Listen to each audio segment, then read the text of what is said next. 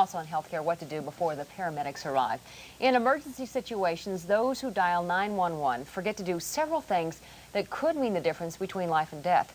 Healthcare reporter Asha Blake is here with some pointers. Asha? Well, sure, when we're panicking, we forget to, there's certain things that we should do. Now, on the average day at the Hennepin County Medical Center, more than 52,000 911 calls a year are run on by paramedics. Now, some go smoothly, others not so well. Paramedics say there are a couple of simple things you can do to make their visit to your house a life-saving one. Now, we spent the morning with a paramedic team from HCMC, and this is their advice. 3700 Cedar Lake Avenue, 3rd floor, cardiac arrest. From first call to arrival, the average time it takes for an HCMC ambulance team to get to the scene is 6 minutes. And in that time, you can do several things to help yourself and them out. If it's dark, turn the house lights on, unlock the door, and have someone waiting there to show the paramedics in.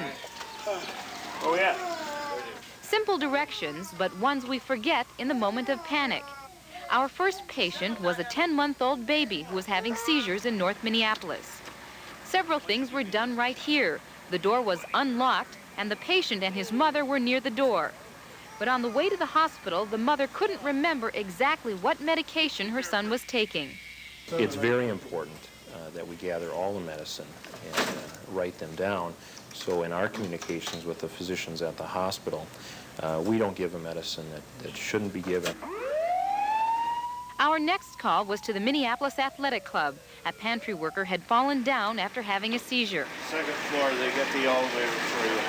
Employees were there to point the way and to tell what happened. This is the way I found it. And she was gasping for air.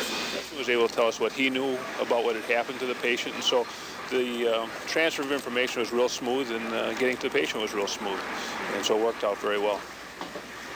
Now, if you call a paramedic for yourself and you can't get to the door, remember to tell the 911 operator that the door might be locked. That way, they can call for assistance from the fire department, and they might have to break the door in.